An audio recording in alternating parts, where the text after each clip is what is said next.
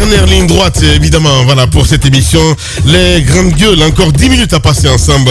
Auditeurs, vous continuez à réagir sur le 657 39 13 13. Mon cher Antoine, on s'intéresse à cet autre sujet. Le DGA de l'OGP suspendu. Ce que vous saviez, mon cher Antoine? Oui, ce que nous savons, c'est que ce 29 septembre, le DG de l'OGP, l'Office guinéen de publicité, Mandiant Sidibé, a pris un acte qui suspend son adjoint pour, comment on appelle, insubordination. Je vais revenir tout à l'heure sur les faits reprochés à Charles Kati, parce que l'acte, il est là sous mes yeux, mais il y a une pile d'éléments qui est reprochée à l'adjoint de Mandiant Sidibé. Je veux rapidement, si vous permettez, revenir sur un pan de la décision de Mandiant à l'encontre de son adjoint. Il dit, vu les grossièretés, d'abord il dit, vu le courrier, référence dans les titres en date du 22 septembre 2022, par lequel M. Charles Kati, directeur général adjoint de l'OGP, s'en prend virulemment au directeur général de l'OGP, M. Mandiant Sidibé, virulemment, au directeur Mandiant Sidibé, vu les grossièretés proférées le 26 septembre 2022 lors de la réunion de direction. Quand même, Ahmed, on est à l'antenne. Non, arrête ça, Ahmed. Voilà. Allez-y, Antoine. Vu les grossièretés proférées le 26 septembre 2022 lors de la réunion de direction et en présence de la conseillère principale, de la conseillère spéciale, de la chargée de communication du DG et des différents directeurs sectoriels par M. Charles Kati, vu l'agression physique volontairement administrée par M. Charles Kati à Mme Fatoumata Yari Bangoura, conseillère spéciale du directeur général. Agression physique. Oui. Okay. Donc, ce sont ces 3 points principaux que je tenais à citer pour revenir. Mais c'est grave là quand même, agression physique, hein, oui, mon cher Antoine. Article 1er, c'est-à-dire décide, article 1er, M. Charles Kati, directeur général adjoint de l'OGP, est suspendu de ses fonctions du 30 septembre au 7 octobre 2022, inclusivement pour insubordination, nuisance sonore et injure publique en milieu de travail. Article 2, l'accès aux locaux de la direction générale de l'OGP et toutes les agences de l'OGP est formellement interdit à M. Charles Kati, voilà, ainsi de suite. Ce sont essentiellement les mots utilisés par le directeur général pour suspendre son adjoint. Alors, la lettre dont il est question, c'est quoi? Elle a été adressée à M. Mandiant Sidibé le 22 septembre 2022 par son adjoint pour lui signifier différentes choses. Ce sont droits qu'il a réclamés.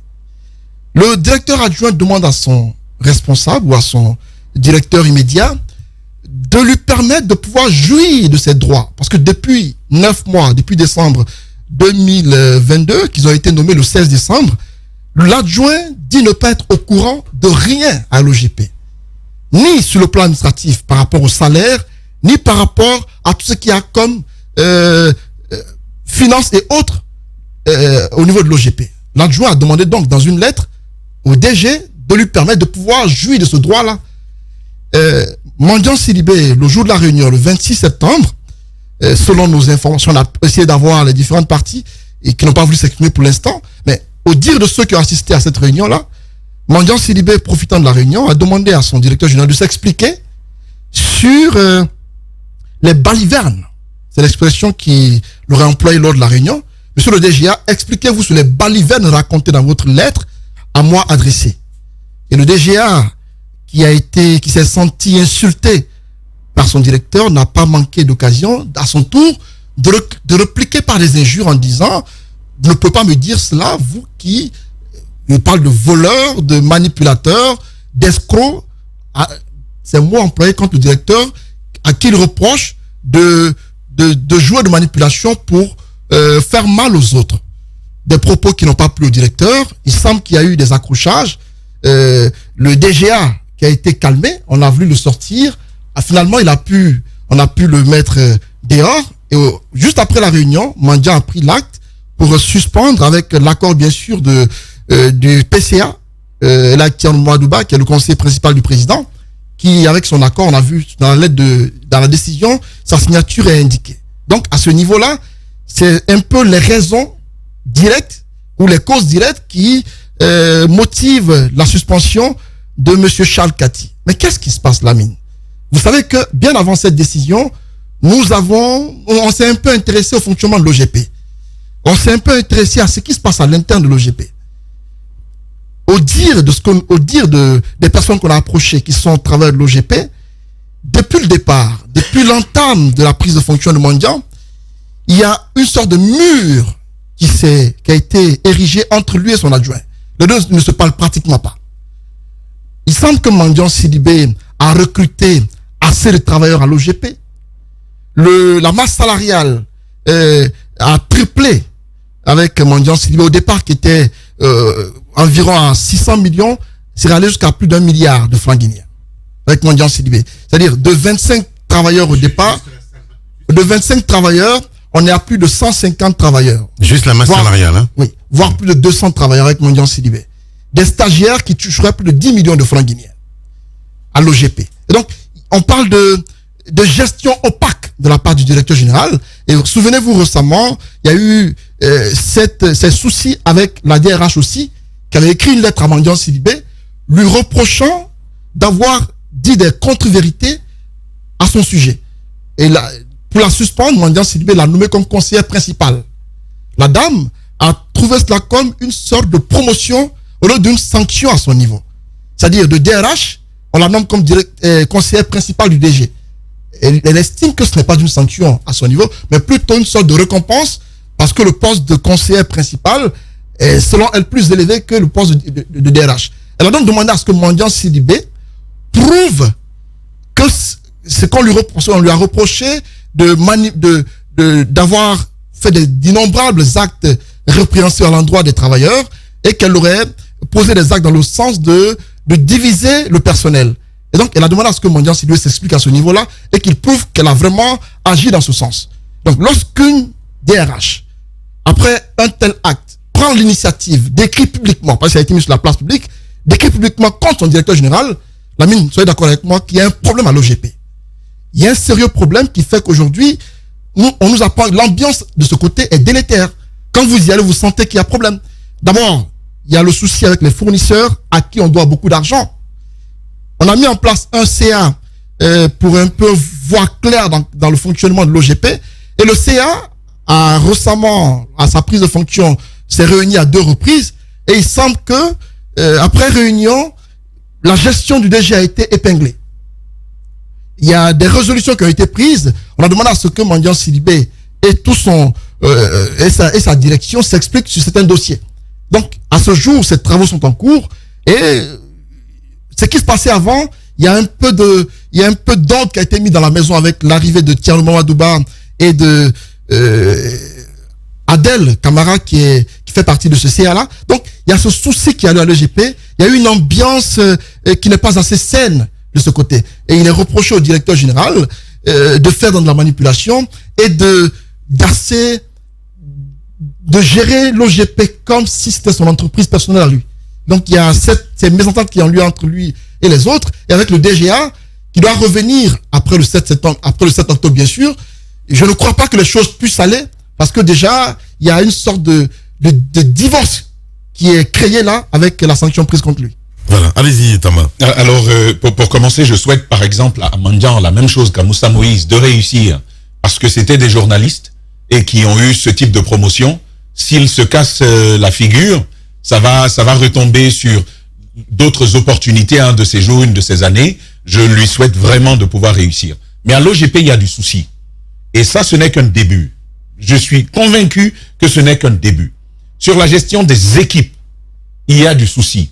Lorsqu'une directrice des ressources humaines s'exprime dans des termes aussi caustiques, parce que ce que l'on reproche au directeur général adjoint, c'est plus ou moins la même chose, parce que j'ai lu le courrier de la directrice des ressources humaines.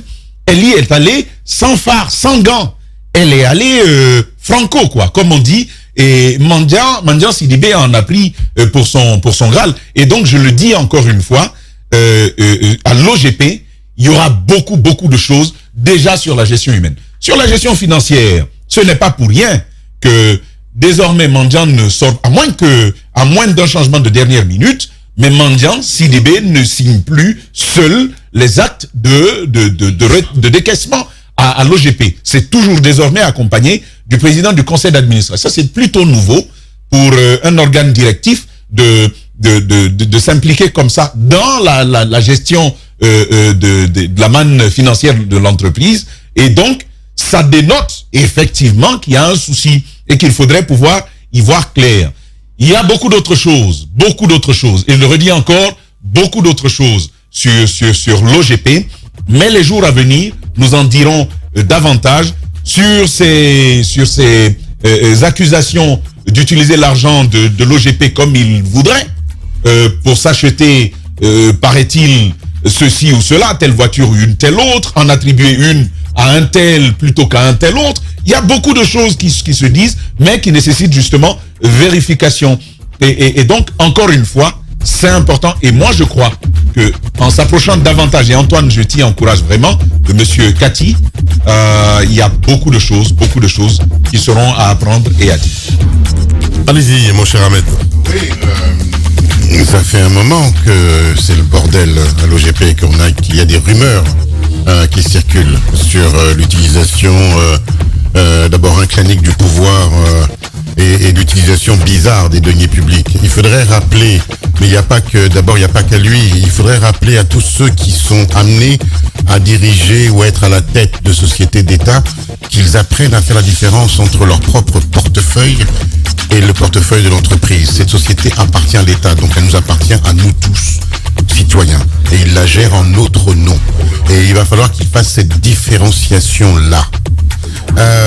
Pour finir, je voudrais raconter une petite histoire, si vous me permettez. Tu me redonnes la parole après pour que je raconte l'histoire.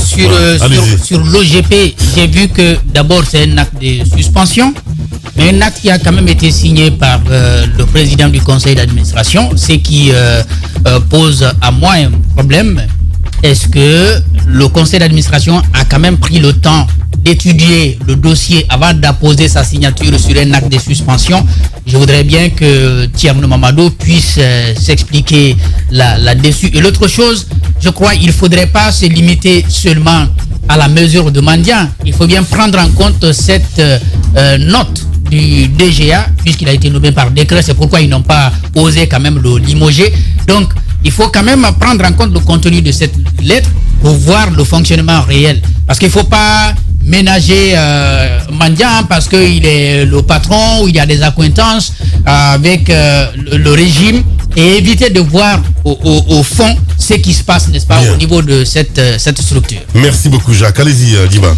Oui, justement, je pense que c'est pas la première personne qui délie la langue au niveau de l'OGP. C'est la responsable des ressources humaines. Quand on était dans l'espace expression, on en a parlé. Donc, ça veut dire qu'il y a un malaise profond au sein de l'OGP.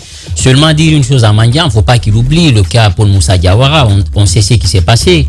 On sait aussi qu'Api, tout récemment, quand il a quitté, l'agent judiciaire de l'État avait fait une communication et transféré les dossiers au niveau du tribunal de première instance de Kaloum parce qu'on le reprochait aussi d'avoir mis main sur des fonds qui normalement devaient revenir dans les caisses de l'OGP. Donc ça veut dire qu'il y a une affaire de gros sous, mais ce que moi je ne comprends pas, au-delà de la gestion des ressources humaines, mais aussi des finances, il faut qu'à un moment donné qu'on comprenne que l'OGP n'est pas une agence de communication. Parce que c'est la remarque qu'on est en train de faire aujourd'hui. Elle est en train de communiquer en tant qu'organe de régulation à la place des agences normalement qui devraient faire de la communication. Ce sont les Guinéens qui ont ouvert des sociétés qui normalement doivent faire des rentrées d'argent pour pouvoir entraîner le personnel. Mais si l'OGP en tant qu'organe de régulation vient aussi marcher sur les plates-bandes de ces entités, je pense qu'on est là, on est dans une concurrence déloyale. Donc il y a un problème de la maîtrise d'abord de sa mission, sans compter qu'on l'accuserait aujourd'hui de sortir de l'argent et d'acheter des voitures, si cela s'avère, pour les hautes personnalités de ce pays, dont je me garde de donner le nom pour l'instant parce qu'il faut qu'on pousse l'enquête, ça, et que le chef de l'État même aurait saisi une voiture pour dire attention, on ne peut pas se lancer dans une telle pratique. Il faut que Mandian, je pense que essaie de faire très attention parce que l'histoire elle est têtue. Des gens ont dit à un moment donné que ceux qui étaient aux affaires étaient incapables, n'étaient pas des personnes vertueuses et corrompues. Et si vous venez aux affaires, on vous met le pied à l'étrier, et que vous mettez aussi à vous lancer dans les mêmes pratiques, je pense que ça, c'est très oui, important. c'est important, Lamine. Voilà, ouais. Mais les langues commencent à se délier. Et c'est pas la première personne. Je comprends Et d'autres tout ça. personnes aujourd'hui, et ça risque de continuer. Allez-y, Mohamed Mara, pour clore, pardon. Allez-y. Je pense que cette affaire mérite qu'on creuse un peu plus. Ce n'est pas parce que il y a beaucoup de voix à l'intérieur d'une entreprise qui dénonce quelque chose que c'est forcément vrai. C'est ça. Je le dis par expérience. Ouais. Et ce n'est pas parce que forcément D'où je dis le bénéfice du doute. le chef, justement, ce n'est pas parce que le chef aussi prend des actes et qu'il est soutenu par le PCA qu'il a forcément raison. Je pense qu'on doit enquêter véritablement sur les faits, mais lorsque j'entends parler d'injures publiques, d'agression et tout, là, ce n'est même plus du droit administratif, car c'est carrément du pénal. La question que je me pose, c'est comment en est-on arrivé là? Ouais. Qu'est-ce qui s'est passé pour que, à l'OGP, les 3 premières personnalités en viennent à échanger des noms d'oiseaux? Là, c'est un climat qui n'est pas bon. Et à mon avis, il faudrait que le chef de l'État regarde très attentivement ce qui se passe et qu'il essaye même de séparer ces gens-là. Tout simplement, ces gens ne peuvent plus cohabiter, à mon avis, dans la même boîte. Ouais. Mais on va fouiller pour comprendre véritablement c'est quoi le problème, même si c'est vrai qu'il y a des choses qu'on reproche à la gestion de M. Mandian, et je pense que cela peut être dû à son inexpérience de la gestion quand même des affaires publiques à ce niveau. Par exemple, des recrutements à l'emporte-pièce, ça on l'a observé, il y a parfois un peu trop de recrutement, alors que sous son prédécesseur, on avait plutôt tenté de resserrer un peu les effectifs. Donc, je pense qu'il y a des problèmes, mais est-ce qu'il a tort sur toute la ligne? Il faudrait chercher un peu plus pour comprendre. Merci, Mohamed. Allez-y, Madame Hiro. Je pense que l'OGP est une régie qui engrange beaucoup de fonds et qu'il faut avoir vraiment la tête sur les épaules pour pouvoir gérer et ne pas se laisser aller. Et je pense que la mise en place du CA, c'est quelque chose, c'est une sorte de message pour essayer de voir, de canaliser tout ce qui est en train de se passer, tout ce qui est en train d'être dit. On attend d'avoir des éléments tangibles parce que quoi qu'on dise, c'est important d'accorder le bénéfice du doute jusqu'à avoir des éléments de preuves tangibles sur les allégations qui sont en train d'être faites. Mais je pense qu'il faut faire très attention. L'État doit avoir un regard sur toutes ces régies qui engrangent des fonds et qui généralement se terminent dans des poches d'individus. C'est pas normal, c'est la Guinée qui doit en profiter. Merci beaucoup, Ahmed. Je dois rendre l'antenne, malheureusement. Dès que 30 secondes, mon cher ami, 30 secondes. Non, voilà, la petite histoire que je voulais raconter, c'était justement à propos des CA. Il faut quand même qu'on sache que si ce qui est soupçonné est permis dans notre pays, c'est parce que 60% des entreprises d'État guinéennes n'ont pas encore de CA. Bien. Allez, l'histoire elle est comprise. Merci à Amadou Sow à la réalisation de cette émission. À 15h, Kernouma Duba vous attend avec les informés. Ça se passe également aussi sur Espace TV. Sinon, à 20h50, vous avez accès à votre rendez-vous sur Espace TV. Politique Week-end avec toute l'équipe de Félix Milimono. Prenez soin de vous. À demain. Au revoir.